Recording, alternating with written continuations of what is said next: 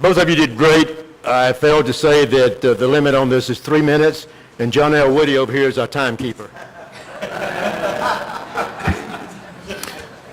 Good morning. My name is Bob Barr, and I want to be your next representative in the United States House of Representatives from the 11th District. Now, over the last year or so, since we've been meeting here and since we've been getting mail and since we've been meeting in other venues, all of us have been inundated with candidates that take cheap shots, that candidates that say, oh, this person supports me, or I talked with this group and they're going to support me, or they'll send out these flyers or whatnot, and that's fine. That's politics, that's old-time politics, and that'll probably always be with us. But that kind of politics is not going to save one job at Lockheed. It's not going to do one thing to get rid of a president who has consistently violated not just the Constitution, not just his oath of office, but the specific laws of this land.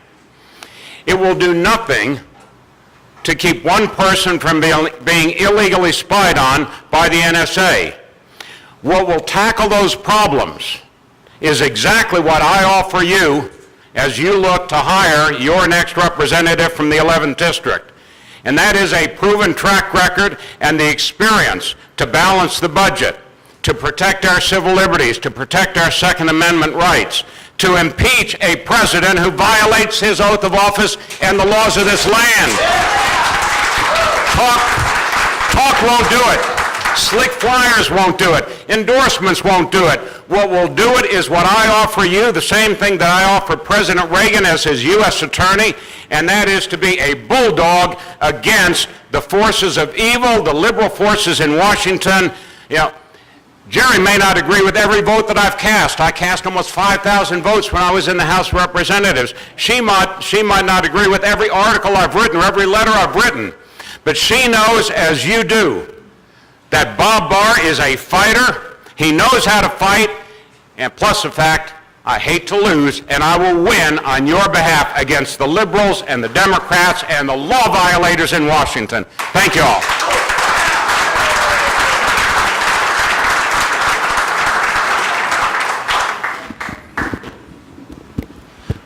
Well, good morning. I hate bending over to speak into the mic. First of all, let me thank you, all of you who worked very hard in this primary election that came out to support us, especially in the end at the ballot box. It showed us that our message that America is not done, that we can take this nation back resonates, and I want to thank you all for your support and your votes. We got one more round. We got to finish the drill. Joe said something about 70 years ago, yesterday, the invasion of Normandy. 70 years ago today, my dad was at the beach. But he was on the beach in Normandy. Not too much time later, he was in the Battle of the Bulge as a medic. And I asked my dad one time, I said, how in the world did you stay confident? How did you not get discouraged and depressed seeing what we were fighting against, especially in the Battle of the Bulge, as we were losing and we were being beaten by an overwhelming force? And my dad looked at me and he said, son, you keep your eyes upon your cause, not your circumstance. We're in that position in America today. As we campaigned across this district, we saw that people were giving up on America. It's not time to give up. It's time to stand up and fight. Another thing that my dad told me in the Battle of the Bulge, he said we also had to be careful because there was a lot of people out there fighting, but you had to know which side they were going to fight for.